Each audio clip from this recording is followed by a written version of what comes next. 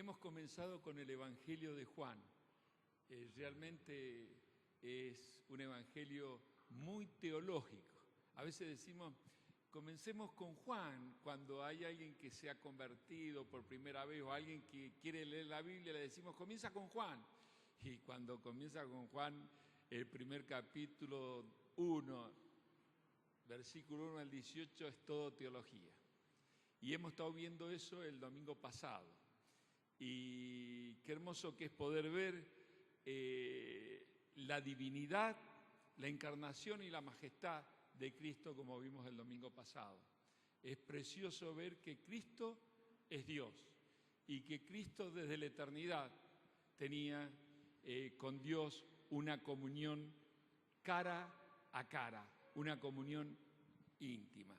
Y ahora comienza la parte de la historia del Evangelio de Juan, del versículo 19 al 34 que vamos a ver hoy, comienza la historia. Y qué hermoso es coincidencia, ¿no? Hay 7 milagros y hay 7 gran yo soy en el Evangelio de Juan. Y vamos a comenzar nuestra lectura en Juan 1, 19 al 28. Y dice así: yo le he puesto, porque he tomado todo el párrafo, porque si no el título sería el testimonio de Juan, pero como yo he tomado todo el párrafo hasta el 34, le he puesto la presentación del Hijo de Dios. Y vamos a ver el primer párrafo, que es el testimonio de Juan. Y dice así, versículo 19. Este es el testimonio de Juan. Cuando los judíos enviaron de Jerusalén sacerdotes y levitas para que preguntase, ¿tú quién eres? Confesó y no negó, sino confesó, yo no soy el Cristo. Y le preguntaron, ¿qué pues? ¿Eres tú Elías? Dijo, no soy. ¿Eres tú el profeta? Y él respondió, no. Le dijeron, pues ¿quién eres? Para que demos respuesta a los que nos enviaron. ¿Qué dice de ti mismo? Dijo, yo soy la voz de uno que clama en el desierto, enderezad el camino del Señor, como dijo el profeta Isaías. Y los que habían sido enviados eran los fariseos, de los fariseos. Y le preguntaron y le dijeron, ¿por qué pues bautizas si tú no eres el Cristo, ni Elías, ni el profeta? Juan le respondió diciendo, yo bautizo con agua, mas en medio de vosotros está uno que viene, está uno a quien vosotros no conocéis. Este es el que viene después de mí, el que es antes de mí, del cual yo no soy digno de desatar la correa del calzado. Estas cosas sucedieron en Betábara, al otro lado del Jordán, donde Juan estaba bautizando. Juan, igual que los otros evangelios, comienzan con la introducción de Juan el Bautista, con la introducción de Jesús. Introduce Juan a Jesús. Este testimonio autorizado del precursor se reviste de mucha importancia, como el Señor mismo lo manifestó en Juan 10, cuando dijo, mas el que entra por la puerta, el pastor de las ovejas es. A este abre el portero, y las ovejas oyen su voz, y a sus ovejas llama por su nombre, y las saca. Es muy importante notar que Juan el Bautista deja bien en claro que su propósito principal era exaltar la persona de Jesucristo. Que no pusieran la mirada en él, sino que pusieran la mirada en Jesucristo, aquel que era el Mesías. Cuando los judíos enviaron de Jerusalén una comisión, Juan el Bautista había provocado un gran movimiento. Por eso es que mandan la comisión. Grandes multitudes salían de las ciudades e iban a escuchar a Juan en el desierto.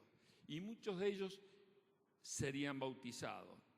Él insistía en que los hijos de Abraham tenían la necesidad de un arrepentimiento y de una limpieza espiritual simbolizada en el bautismo. Y eran bautizados por él en el Jordán confesando sus pecados. Él es el que iba preparando el camino al Señor. Y salían, dice Marcos 1:5, a él todas las provincias de Judea y todos los de Jerusalén, y eran bautizados por él en el río Jordán, confesando sus pecados.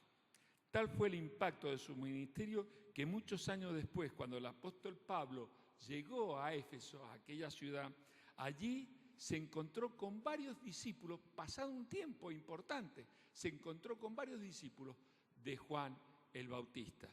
Y esto lo podemos corroborar en Hechos 18:25, que no lo voy a leer por amor al tiempo, y Hechos 19:3. En Hechos 18:25, Apolos era uno de ellos. Y en Hechos 19:3, ciertos discípulos, no da nombres, ciertos discípulos que no habían tenido un encuentro personal con Jesucristo. Si bien habían sido bautizados por Juan el Bautista, eso no les hacía ser partícipe de la familia de Dios. Tenían que dar el paso trascendental de conocer a Cristo como el único y suficiente Salvador personal. Los líderes estaban sorprendidos y hasta asustados por la trascendencia que tenía el mensaje de Juan, por el ministerio que él desarrollaba, así que enviaron una delegación para averiguar quién era Juan el Bautista y cuáles eran sus pretensiones, sus intenciones de Juan el Bautista. Comenzaban a circular por todas partes muchos tipos de comentarios, como hemos escuchado en la lectura bíblica. En cierto sentido, era lógico que lo hicieran.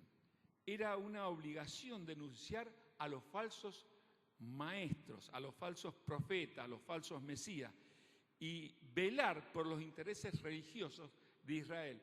Recordemos que los fariseos, los escribas, los saduceos conocían la palabra de Dios, no la desconocían. Entonces ellos se sentían muy importantes, eran muy religiosos, dice, muy religiosos, pero dice el Señor que su corazón estaba lejos de mí. Religioso estamos hablando, no de relación. Entonces dice que en cierto sentido era lógico que lo hicieran, pero al mismo tiempo querían hacer notar que ellos tenían toda la autoridad en la materia religiosa. Así que sometieron a un interrogatorio a Juan el Bautista. Todos recordamos las fuertes críticas que dirigió contra ellos. Vamos a leer en Mateo 3:7, dice así: al ver él que muchos de los fariseos y de los saduceos venían a su bautismo, le decía: generación de víboras, ¿quién os enseñó a huir de la ira venidera? ¿Qué autoridad tenía Juan? Había que decirle eso a los fariseos. Y no eran pocos los que estaban allí. Y él se animó a decirle que eran generación de víboras, porque sabía que su corazón estaba lejos de Dios, como decíamos recién. Y no nos extrañaría que entre sus intenciones estuviera también el hecho de encontrar algo con lo que pudieran acallar el mensaje de Juan el Bautista. Los judíos enviaron de Jerusalén sacerdotes y levitas para que le preguntasen: ¿tú quién eres? Notamos la sabiduría de Juan el Bautista. Logró convertir una investigación acerca de su propia persona en una oportunidad para dar testimonio acerca de Jesús. Estaban haciendo preguntas a él y él encontró la motivación, la oportunidad para resaltar al Mesías, para resaltar a Jesucristo. Veremos también que el interrogatorio tiene dos partes. La primera, una acerca de su persona, y la segunda, otra sobre su ministerio. Primera, yo no soy el Cristo. Lo primero que le dijo a los fariseos: yo no soy el Cristo. Evidentemente Juan era consciente de lo que la gente estaba comentando sobre él. Así que decidió aclarar el asunto de una vez y por todas: yo no soy el Cristo. En Lucas 3:15 dice, el pueblo estaba en expectativa, preguntándose todos en sus corazones si acaso Juan sería el Cristo. Ya había comentarios entre la gente. ¿Quién era? ¿Era el Cristo? ¿Realmente era el Mesías que había prometido Dios? Juan sobresale por la honestidad, a rechazar cualquier honor inmerecido que la gente quisiera darle. Luego le preguntan, ¿eres tú Elías? Dijo, no soy. La siguiente pregunta era inevitable, por cuanto los judíos creían que Elías sería el precursor del Mesías, en base a Malaquías 4:5. Por eso conocían las Escrituras. Muchas veces pensamos que los fariseos, los escribas, no conocían las Escrituras. Sí la conocían. Y la conocían bien, de tapa a tapa. Y ellos estaban haciendo todas estas preguntas porque se habían fijado en Malaquí y decía, he aquí yo os envío al profeta Elías antes que venga el día de Jehová grande y terrible. El mismo Señor Jesucristo identificó tiempo después a Juan con Elías, Elías de la profecía, y dice así, en Marcos 9, y le preguntaron diciendo, ¿por qué dicen los escribas que es necesario que Elías venga primero? Respondiendo él les dijo, Elías a la verdad vendrá primero y restaurará las cosas, y como está escrito del Hijo del Hombre, que padezca mucho y sea tenido en nada. Pero os digo que Elías ya vino y le hicieron todo lo que quisieron, como está escrito de él. Surge entonces una pregunta. ¿Por qué dijo Juan el Bautista que no era Elías? De hecho, el mismo ángel que anunció el nacimiento de Juan lo va a aclarar en su anuncio y va a decir, el mismo ángel que le dijo a Elizabeth que iba a tener un hijo, dijo esto, irá delante de él con el espíritu de Elías, con el espíritu de Elías y el poder de Elías. No era que era Elías, pero sí iba a ir con el espíritu de Elías. Hemos visto acerca de su persona, ahora veremos acerca de su ministerio. Dice, ¿eres tú el profeta? Y él respondió, no soy el profeta. Nuevamente Juan contestó de una forma muy seca. Dijo, no, en realidad no tenía ningún interés en hablar sobre él, sino él quería hacer resaltar la figura de Cristo. Entonces dice, pues, ¿quién eres? Esta pregunta a Juan el Bautista le dio una gran oportunidad. Usó una sabiduría del cielo realmente. Y dijo, yo soy la voz de uno que clama en el desierto, enderezar el camino del Señor, como dijo el profeta Isaías. Juan se identificaba ante este comité como el precursor del Mesías anunciado por el profeta Isaías, que dijo así, Isaías 40, versículo 3, dice, voz que clama en el desierto, prepará camino a Jehová, enderezá calzada en la soledad a nuestro Dios. Todos los otros evangelios, Mateo 3, Marcos 1, Lucas 3, citan este pasaje de Isaías y describen a Juan como el precursor. Juan cita las Escrituras para justificar su ministerio. Juan, como él dijo, era una voz que clamaba en el desierto. Con esta queda también clara la diferencia que había entre él y el Mesías, que solo él era una voz. El Mesías es descrito, como vimos el domingo pasado, como el verbo o la palabra, la acción de Dios. Esta voz tenía que ver con la presentación del camino del Rey. Dios anuncia la llegada en la persona del Hijo y Juan el Bautista fue enviado con anterioridad para que preparase al pueblo para ese encuentro. Cuando venía alguien muy importante como un rey a otra ciudad, salían los precursores y enderezaban el camino, lo allanaban para que el rey no se encontrara con ninguna dificultad en el camino, sino que se encontrara todo preparado para que él pudiera andar por ese camino. Esta era la razón por la cual Juan predicaba el bautismo del arrepentimiento al pueblo. Incluso cada miembro de esa delegación tenía que enderezar también su camino para que el Señor entrara en sus vidas. Esas personas todavía no habían tenido un encuentro personal con Jesucristo. Esta humildad que manifestaba Juan es tan rara como encantadora. No le habría resultado difícil utilizar la relación que él tenía con Cristo en beneficio propio.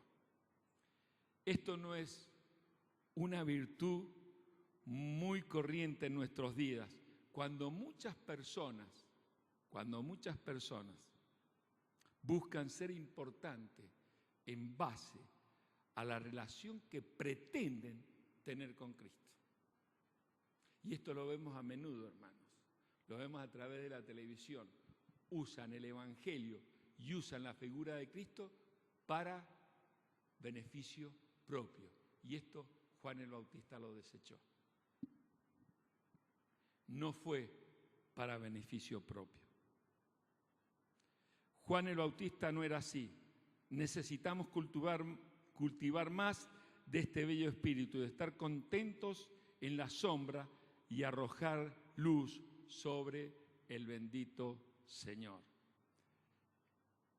¿Por qué razón Juan llegó a esta bendita condición? Primeramente porque, como él mismo dijo en Juan 3:27, el hombre no puede recibir nada si no le fuere dado del cielo. Por esta razón, todo lo que tenía debía ser usado fielmente para dar gloria a aquel de quien lo había recibido. Miren, hermano, todo lo que nosotros tenemos no es nuestro. Nada es nuestro. Ni el alma, dice el Señor, es nuestra. Y cuando nosotros nos aferramos a cosas que creemos que son nuestras, el Señor las puede sacar en segundos. Nada es nuestro. Y eso lo sabía y lo tenía muy en claro Juan el Bautista. Sabía que él lo había recibido del cielo. En segundo lugar, porque había visto la gloria del Señor Jesucristo. Esto lo podemos ver en Juan 1, 33, 34, que ya más tardecito lo vamos a ver. Y dice, y los que habían sido enviados eran los fariseos. Los fariseos constituían una estricta secta de los judíos, que se gloriaban de su superior conocimiento, de la ley, de sus esfuerzos por cumplir los más minuciosos detalles del Antiguo Testamento. Recordemos que los fariseos a la hora de la oración, en donde lo agarraba a la hora, a las 9 de la mañana, se paraban a la vuelta de la esquina, se paraban y oraban para ser vistos de los demás. Recordemos también aquello que habla la Escritura, que cuando estaba un fariseo y un publicano, ¿qué dijo? El fariseo habló de su personalidad, de todo lo que... Pero el publicano bonito dijo, no quería levantar ni los ojos al cielo. Pero el fariseo todo orgulloso. Y Dios resiste al soberbio y da gracia al humilde. Los sacerdotes y levitas que formaban la delegación que interrogó a Juan serían con toda probabilidad de otra secta contraria a los fariseos, la de los saduceos. Surge entonces la pregunta, ¿por qué habían de enviar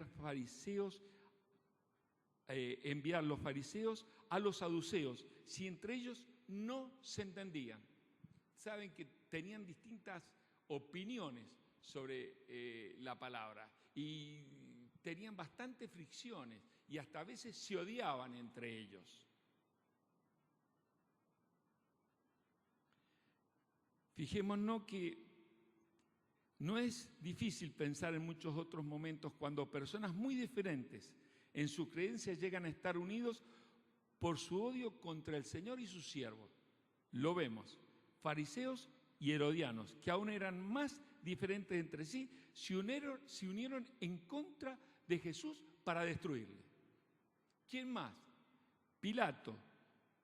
Después de que Pilato envió a Jesús a Herodes, tuvo ocasión de burlarse, Herodes tuvo ocasión de burlarse del Señor, y ambos, después Herodes lo manda otra vez a Pilato, y ambos se hicieron amigos, aunque hasta entonces habían sido enemigos. Eso lo podemos encontrar en Lucas 23, 12. No se podían ni ver, pero se hicieron amigos para destruir al Señor. Y hasta los judíos, que llegaron a decir que no tenían más rey que el César, cuando ellos al César lo detestaban. Ellos querían salirse de ese poder, de esas garras que tenía el Imperio Romano sobre ellos. Y ellos pensaban en que iba a venir el Mesías. Se equivocaron totalmente en la profecía de que iba a venir el Mesías reinante y que los iba a liberar.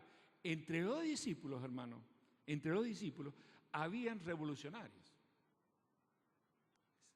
Simón el Celote. ¿Ustedes saben qué significa celote? Un revolucionario. Inclusive se cree que Judas también era un revolucionario y otros más. Se unieron al Señor porque pensaban, hasta el último momento pensaban que el Señor iba a instalar su reino, literalmente. Pero el Señor instaló un reino espiritual. Espiritual. Y entonces, entre judíos y romanos, no se podían ni ver. Pero ahora se unen para destruir al Señor Jesucristo. Y nos imaginamos que ni a los fariseos ni a los saduceos les agradaba la predicación de Juan el Bautista, cuando les llamaba generación de víboras. Después leímos porque le hacen otra pregunta. ¿Por qué pues bautizas si tú no eres el Cristo, ni Elías, ni el profeta? Los fariseos consideraban que el bautismo era como un rito oficial. Así que si Juan no era el Cristo, ni era Elías, ni el profeta, entonces creían que era inapropiado que él bautizara. Ellos tenían muy en claro quién debía bautizar. No era el Cristo, no era Elías, no era el profeta. ¿Cómo está bautizando? Seguramente ellos deseaban que Juan abandonara este ministerio. Más adelante, en este mismo capítulo, va a decir, Juan comparó su bautismo en agua con el bautismo en el Espíritu Santo que el Mesías iba a realizar. Con esto intentaba resaltar una vez más la enorme diferencia que existía entre el bautismo en agua, lo que él hacía, y lo que haría el Mesías, que era el bautismo del Espíritu Santo. En realidad, su bautismo en agua era para arrepentimiento, era para preparar a las personas. Como ya hemos dicho, tenía la finalidad de preparar los corazones para el encuentro con el Mesías. Sin este encuentro personal con Cristo, el bautismo en agua no tenía ningún valor. Si nosotros leemos Hechos de los Apóstoles, allí nos vamos a encontrar, como decía más temprano, que estas personas que habían tenido ese encuentro con Juan el Bautista y habían sido bautizados, todavía no entendían cabalmente lo que era Cristo para sus vidas. Y entonces Pedro le iba a explicar quién era Cristo. Y allí el Espíritu Santo vino sobre ellos. En el momento que ellos creyeron, el Espíritu Santo vino sobre ellos. Mas en medio de vosotros está uno a quien vosotros no conocéis. Después de contestar sus preguntas, Juan pasó a anticipar un hecho que se consumaría plenamente a lo largo del Evangelio. El Mesías estaba en medio de ellos, pero no lo conocieron. Es triste pensar que esto pudiera ocurrir, que teniendo evidencias tan claras a causa de su pecado y por su deseo de mantenerse aferrado a su religión, rechazaran y llegaran a ignorar al Mesías. Y a veces, por ciertas personas apegarse a su religión, no escuchan la voz del Señor. Qué tristeza. Pero eso mismo ocurre en medio de nosotros, constantemente, cuando hombres y mujeres de nuestro tiempo se muestran insensibles ante la palabra de Dios, indiferentes ante su misericordia, fríos ante el amor manifestado del Señor. La vez pasada, hace un tiempo atrás, le estaba hablando a una persona del Señor y lo primero que me dijo después de que yo le hablé, me dice: yo soy católico. Bueno, él realmente no sabía lo que significaba católico. Católico, ¿ustedes saben qué significa? Universal. Yo también soy católico. Católico apostólico, pero no romano. No le dije eso, por supuesto, pero le expliqué el camino de la salvación. Y por aferrarse a su religión, dejó pasar a Jesucristo.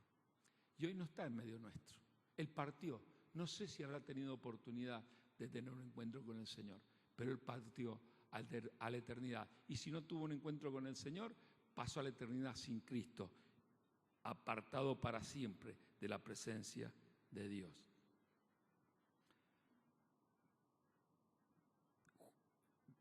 Después va a decir Juan, del cual yo no soy digno de desatar la correa del calzado, como hemos leído. Juan no para de expresar su admiración por la estatura moral y espiritual del Señor Jesucristo. Tal es así que él mismo no se reconoce digno ni de cumplir la labor de un esclavo, de desatar las correas del calzado del Señor Jesucristo. Eso lo hacían los esclavos más bajos que habían dentro de los mismos esclavos, habían categorías. Los más bajos eran los que, cuando alguien llegaba a un lugar, a una casa, lo recibían, sacaban su calzado y lavaban sus pies. Recordemos cuando en el capítulo 13 de Juan el Señor entró para celebrar la cena pascual. ¿Y qué pasó allí? Entraron los discípulos y se sentaron. Y el Señor entró y se sentó también. Pero no hubo quien lavara los pies. Era una tradición. Entonces, en un momento dado de la cena, el Señor se levantó y dejó allí su manto. En un rincón se levantó, dejó el lugar en el cual él estaba sentado, se dirigió hacia donde estaba el agua, tomó una palangana, puso allí agua, tomó la toalla, se la ciñó y comenzó a hacer algo que él no debería haber hecho, pero que lo empezó a hacer. Y empezó a lavar los pies de los discípulos hasta llegar ¿a quién? A Pedro. Y Pedro se dio cuenta, si este es el Cristo, yo había dicho, el Hijo del Dios viviente, ¿cómo él me va a lavar los pies a mí? Pero ¿saben qué pasó? Se estaban peleando antes, a ver quién iba a ser el mayor. Entonces, como ellos se sentían que cuál podía ser el mayor, vamos a entrar, nos vamos a sentar en la cena, vamos a participar de la cena pascual, y yo no le voy a lavar los pies a este porque yo quiero ser el mayor. Y el Señor le iba a dejar una enseñanza de la gran humildad, y él lavó los pies de los discípulos. Y Juan el Bautista no se sentía digno ni de desatar los cordones del calzado de los pies del Señor. ¡Qué hombre! ¡Qué humildad la de Juan el Bautista! Al llegar a este punto, tal vez pensaríamos que estos sacerdotes que habían estado haciendo las preguntas sobre su persona y sobre su ministerio, iban a preguntar por el Señor Jesucristo. ¿Quién es esta persona? ¿Dónde está esta persona? Pero no, se fueron sin saber quién era Jesús. Se fueron, así como vinieron, se fueron. ¿Y saben qué? Me hizo acordar un poquito a Pilato. Cuando Pilato estaba allí, enjuiciando al Señor en un juicio injusto, y él se había dado cuenta que era un juicio injusto. Entonces, de pronto, intercalan algunas palabras y pregunta sobre qué es la verdad.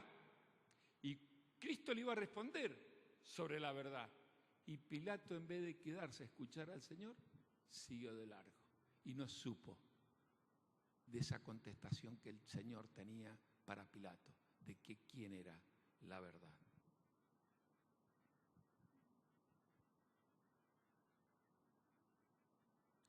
Ahora, el Cordero de Dios, la parte segunda.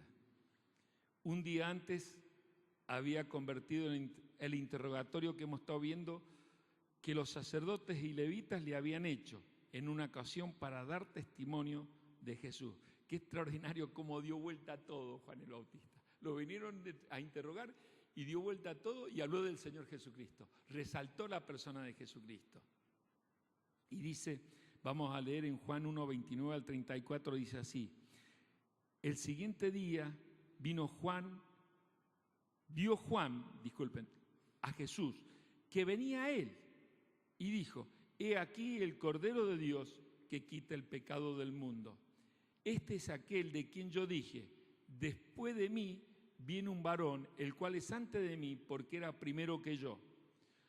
Yo no le conocía, mas para que fuese manifestado a Israel, por esto vine, yo bautizando con agua. También dio testimonio Juan, diciendo: vi al Espíritu que descendía del cielo como paloma y permaneció sobre él. Y yo no le conocía, pero el que me envió a bautizar con agua, aquel me dijo: sobre quien veas descender el Espíritu Santo y que permanece sobre él, ese es el que bautiza con el Espíritu Santo. Está hablando de Jesús. Y yo le vi y he dado testimonio de que este es el Hijo de Dios.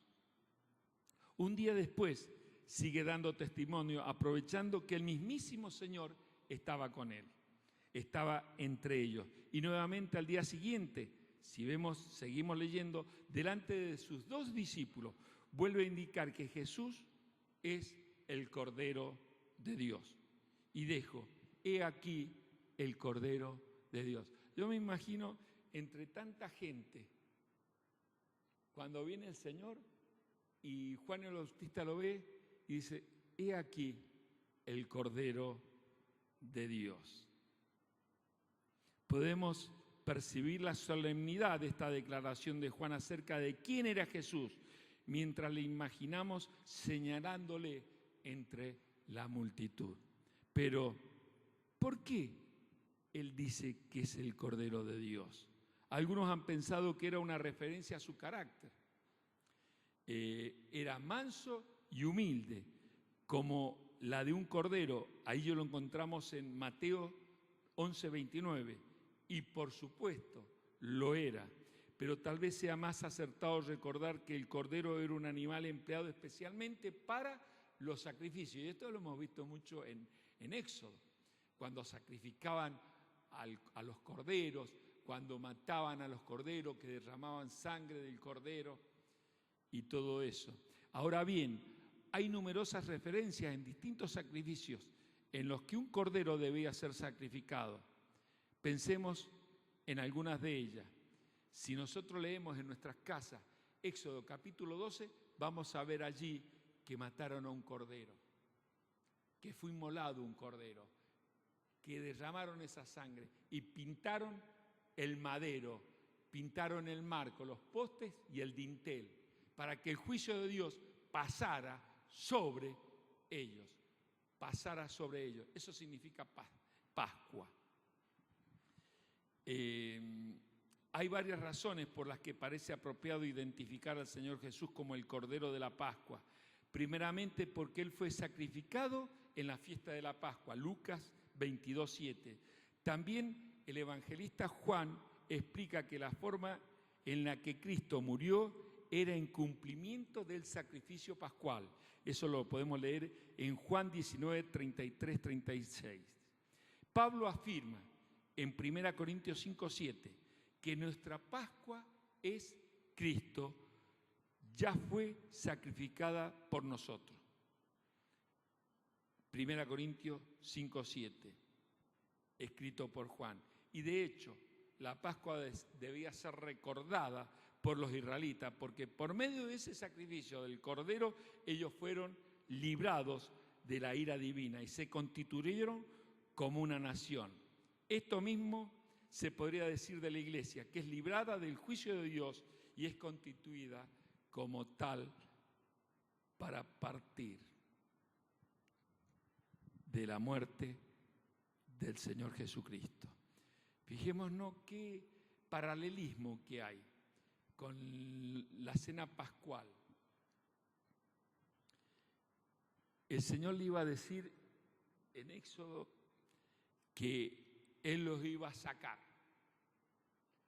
les iba a dar libertad, les iba a redimir, los iba a hacer su pueblo y los iba a introducir a la Canaán.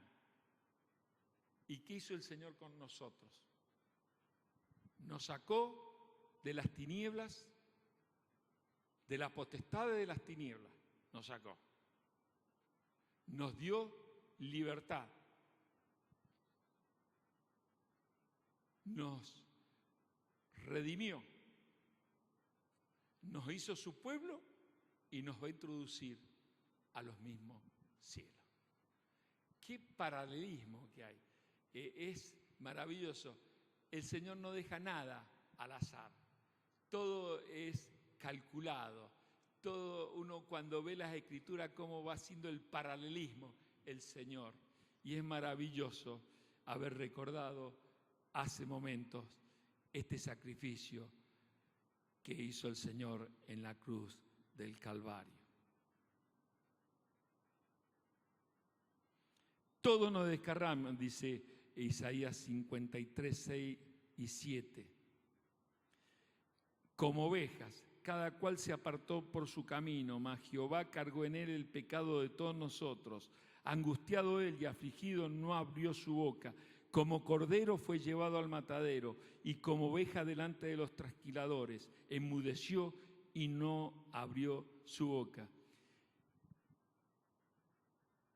Cuando yo leía la vez pasada que Cristo había sido puesto allí en el pesebre, y muchas veces nosotros vemos la figura del pesebre, ¿por qué Dios permitió, siendo Dios, que no tuviera otro lugar el Señor Jesucristo?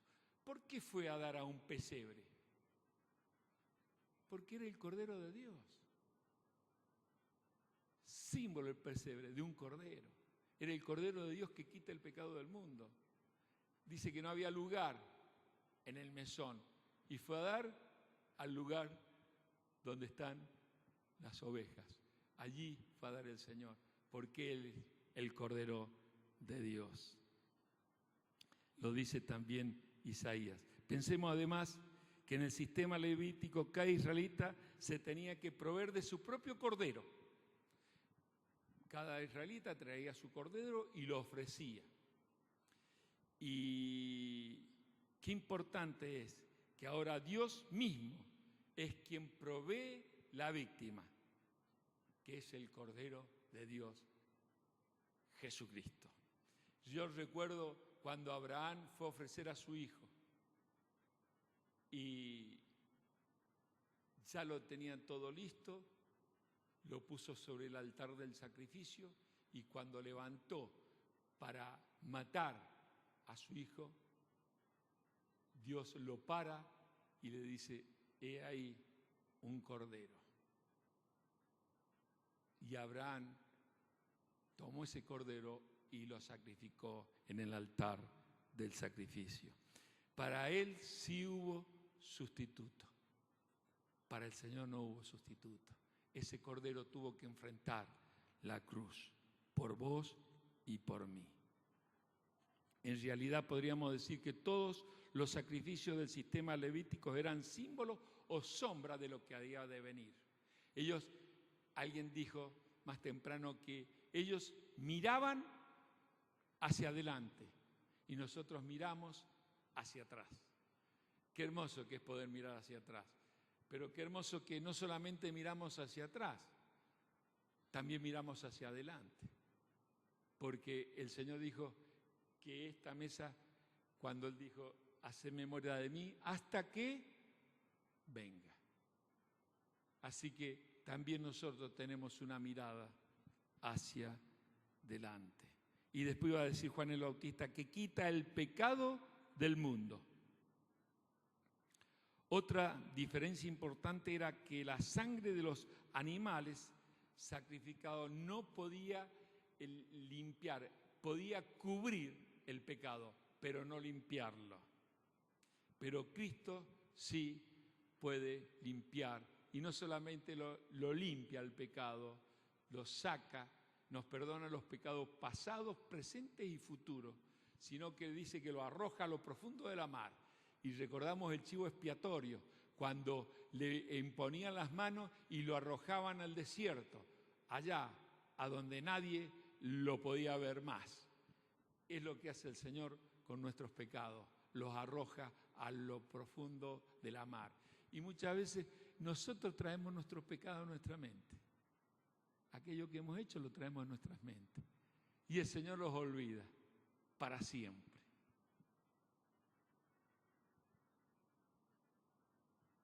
El pago que hizo en la cruz fue más que suficiente para cubrir todas las deudas de todos, porque de tal manera amó Dios al mundo que ha dado a su Hijo unigénito para que todos, sin excepción, que crean en Él, no se pierdan, mas tengan vida eterna.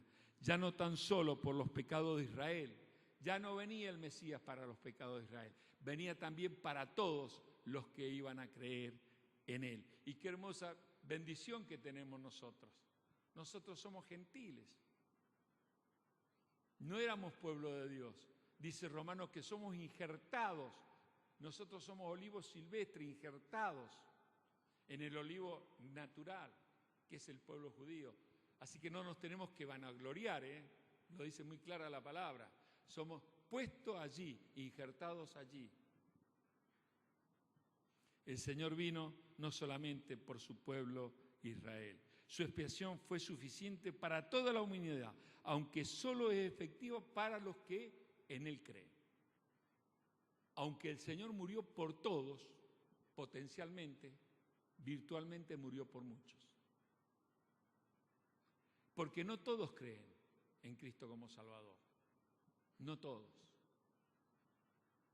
Y es lamentable, porque el Señor murió por todos. Él cargó el pecado de todo el mundo. Y esta es la condición para entrar a los cielos, es creer en el Señor Jesucristo como Salvador. Evidentemente los judíos no esperaban un Mesías de este tipo, porque es necesario que haya un sacrificio para quitar el pecado. Encontramos la respuesta en varias citas, voy a mencionar algunas de ellas. En Romanos 6:23 dice, porque la paga del pecado es muerte. Es separación de Dios. Cuando Adán pecó, sufrió una separación con Dios. Nosotros estábamos separados de Dios antes de conocer a Cristo. Estábamos separados del Señor. Pero al recibir a Cristo, Él nos inserta en su cuerpo. Y después, sin derramamiento de sangre, no se hace remisión, no hay perdón de pecado. Cristo vino a hacer por el hombre algo que no podía hacer por sí mismo el hombre.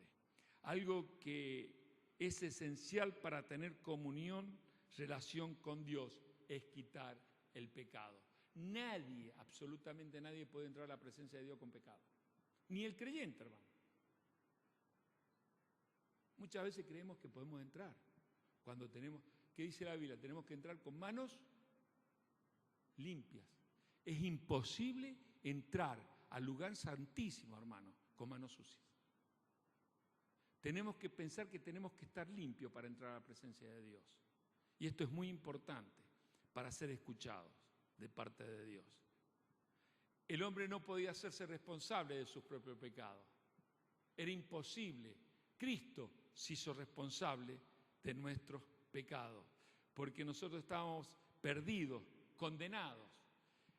Recuerdo cuando Pablo dice que él, como había estado preso, veía que en las puertas de los presos había un acta que decía cuál era el motivo por el cual estaba preso. Entonces allí escribían si había asesinado, si había robado, estaba condenado. ¿Y saben qué hizo el Señor? Nosotros estábamos presos y había un acta que nos condenaba a muerte eterna. Y Él tomó aquella acta y la clavó, dice, en la cruz del Calvario, Colosenses.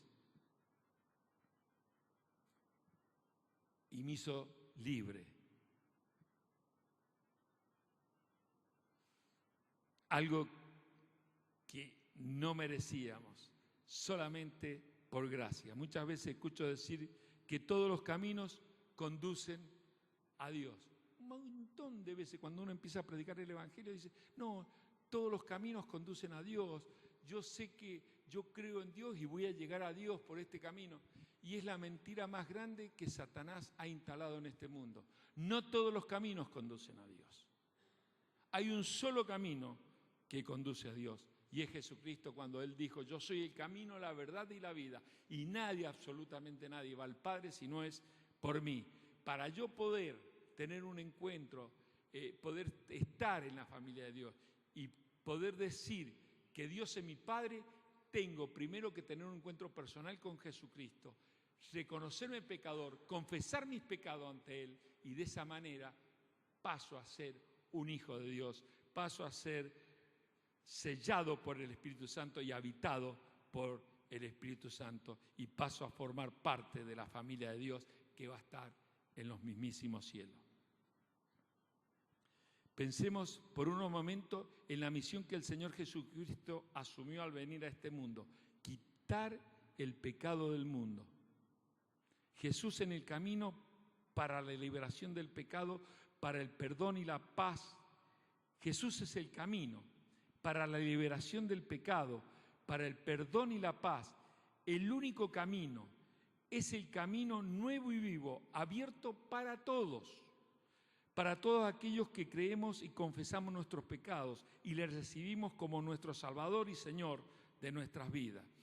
Y todos aquellos que hemos recibido al Señor Jesucristo como Salvador personal, tenemos un destino maravilloso, como decíamos recién, los mismísimos cielos. Él dijo que fue a preparar, en Juan 14, dijo que fue a preparar morada allí en los mismos cielos, para que en donde Él está, nosotros también estemos. Juan 14. Al principio Jesús era un personaje desconocido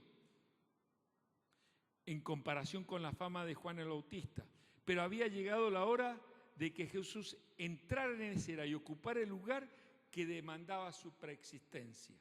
En ese momento Juan se apartaba para darle paso. Él mismo describió de forma muy hermosa y dijo, a Jesús le toca crecer, a mí menguar. Juan 3:30. Y dijo, y yo no le conocía. Dijo Juan que no le conocía, pero vamos a ver por qué. Siendo primos era probable que Juan y Jesús se conocieran bien, pero Juan no le había reconocido la condición mesiánica hasta el momento de su bautismo. Juan confiesa que le tuvo que ser revelado de lo alto, que Jesús era el Cristo. En este sentido, no le había conocido. Hasta que él no vio aquella realidad, no le había conocido que Jesucristo realmente era el Mesías. Dios se lo reveló. Para Jesús era tan importante ser bautizado por Juan. ¿Sabe qué? Salió de Galilea el Señor y caminó 100 kilómetros para ser bautizado por Juan, que estaba en el Jordán. 100 kilómetros. Ahora el Señor podría haber dicho, pero si yo soy el Mesías, el Cristo, ¿por qué tengo que ir a Juan? Hasta allá, caminar 100 kilómetros hasta allá. Sin embargo, el Señor caminó esos 100 kilómetros para tener este encuentro personal con Juan y ser bautizado con Juan. Así su bautismo mostraba su identificación con los pecadores y anticipaba el momento en que había de ser hecho ofrenda por el pecado.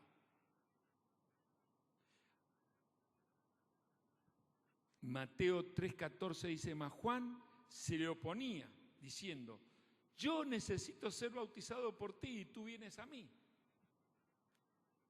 ¿Cómo es posible? Tú, que eres el Cristo, vienes a que yo te bautice. Y yo debería ser bautizado por ti. Estas palabras no dejan de ver que sí conocía a Jesús antes de este momento. Y de hecho entendía que la vida de santidad de Jesús era muy superior a la suya. Para que fuese, dice la palabra, manifestado Israel. Por esto vine yo bautizando con agua. Aunque Juan hubiera podido predicar sin bautizar, sin embargo, el bautismo en agua para arrepentimiento era fundamental para preparar el camino del Señor, diciendo la palabra: vi al Espíritu que descendía del cielo como paloma sobre el Señor.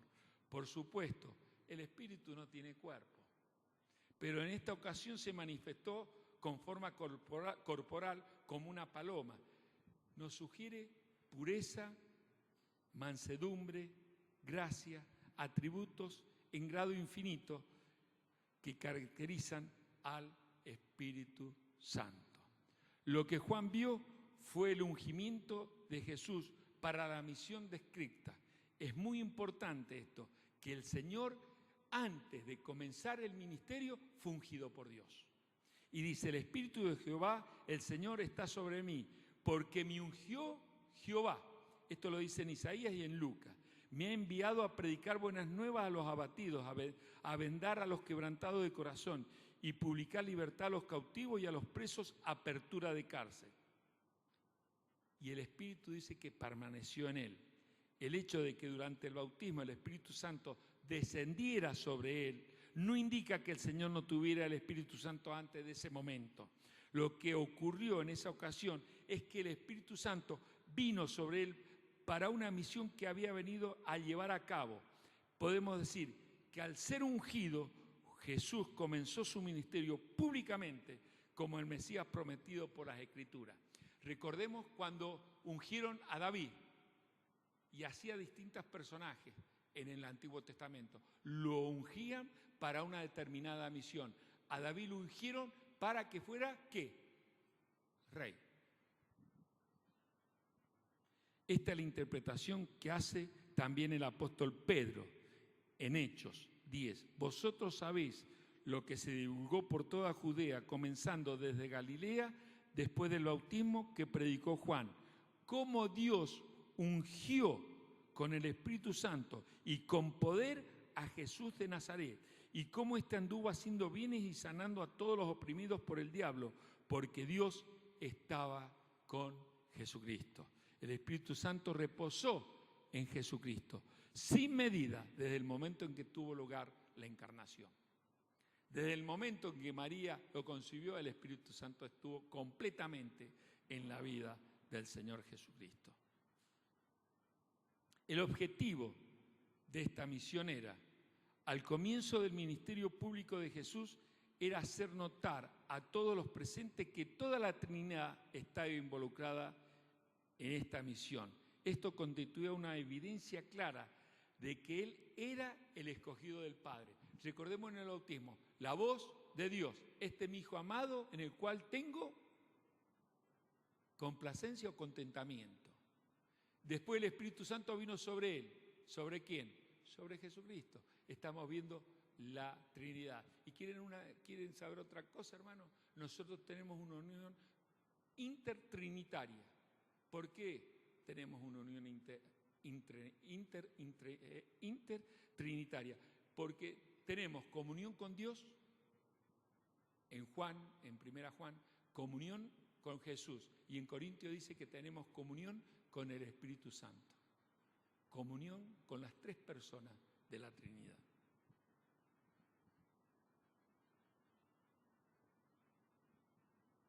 Dice en Isaías 42, he aquí mi siervo, yo le sostendré, mi escogido, en quien mi alma tiene contentamiento, he puesto sobre él mi espíritu, él traerá justicia a las naciones. Le señala como aquel que se hallaba en perfecta comunión con Dios. Después iba a decir Juan, ese es el que bautiza con el Espíritu Santo, hablando de Cristo. Ese bautismo es una obra sobrenatural de Dios. No puede ser administrado por hombre alguno. Nadie puede bautizarte de esta manera excepto Dios, Jesucristo. No consiste en ritos exteriores. El bautismo en agua es algo externo. El bautismo del Espíritu Santo es algo interno. Y hemos sido bautizados en Cristo y en el cuerpo de Cristo. Si antes había afirmado que Jesús es el que quita el pecado, ahora anuncia otra verdad complementaria. Dice que bautiza en el Espíritu Santo a las personas. Esto nos da una visión completa de su obra a favor del hombre, perdón y regeneración. Esto tuvo su cumplimiento en Hechos 2, que dice así: y yo le vi y he dado testimonio de que este es el Hijo de Dios. Este testimonio de Juan el Bautista está en perfecta armonía con el propósito del Evangelio de Juan. Y para ir terminando, leo Juan 20, que dice: hizo además Jesús muchas otras señales en presencia de los discípulos, las cuales no están escritas en este libro, pero estas se han escrito para que creáis que Jesús es el Cristo, el Hijo de Dios, y para que creyendo tengáis vida en su nombre. Esta expresión se refiere al Señor Jesucristo, el Hijo de Dios, en el sentido más elevado en que se puede usar este término. Expresa la relación especial que existe eternamente entre Dios el Padre y Dios el Hijo. Y eso lo hemos visto en Juan 1, del 1 al 18. Nadie que no fuera Dios podría bautizar con el Espíritu Santo. Este testimonio de Juan se refiere a dos verdades trascendentales que significan que es el Hijo de Dios, nos habla de su grandeza; que es el Cordero de Dios, nos habla de su humillación. Realmente, hermanos, cuando estaba estudiando este pasaje, me asombró la humildad de Juan. Pero si me asombró la humildad de Juan el Bautista, más me asombró la humildad del Señor Jesucristo. Y yo no sé si todos los que estamos aquí hemos tenido un encuentro personal con Jesucristo. Aquellos fariseos, saduceos, que estaban haciendo preguntas a Juan el Bautista, se perdieron la oportunidad de tener un encuentro personal con Jesucristo. Pilato se perdió la oportunidad de saber qué era la verdad. Espero que en esta noche, si tú no has tenido un encuentro personal con Jesucristo, no te pierdas esta oportunidad. No la dejes pasar, como muchos la dejaron pasar. Dios te dice: hoy es el momento. Hoy es tu momento. No lo dejes pasar. Había un himno que quiero recordar y no me viene a la memoria, pero era tan bonito que más o menos decía así: qué tremendo es estar casi creyendo. ¿Te sientes casi creyendo ya? ¿Te falta poco para creer? Pues porque dices a Jesucristo: hoy no, mañana te seguiré. ¿Sabes que el casi no es de valor? En la presencia del justo juez, ay del que muere casi creyendo. Perdidamente está perdido totalmente y alejado de la presencia del Señor. No te vayas si no has tenido un encuentro personal con el Señor Jesucristo. Padre, gracias te damos por tu palabra. Gracias te damos, Señor, porque Tú hablas a nuestros corazones a través de ella. Qué hermoso que muchos de los que estamos aquí, yo diría la gran mayoría, hemos aceptado a Jesucristo. No hemos dejado pasar esa oportunidad. Hemos tenido un encuentro personal contigo y hoy tenemos una relación con Dios a través de ti. Señor, si hay alguna persona que hoy no tiene esa relación, que no se vaya de este lugar, que no se vaya casi creyendo, porque va a ser completamente perdido. Tengas misericordia tú de esta noche, en esta noche, de esa persona. Y si todos hemos dicho sí a Jesucristo, ¿qué más hermoso que esto? Gracias por tu palabra, Señor. Y gracias porque hemos podido alabar y glorificar tu nombre. Y tú has hablado a nuestros corazones. En el nombre de Cristo Jesús. Amén. Que el Señor les bendiga, hermanos.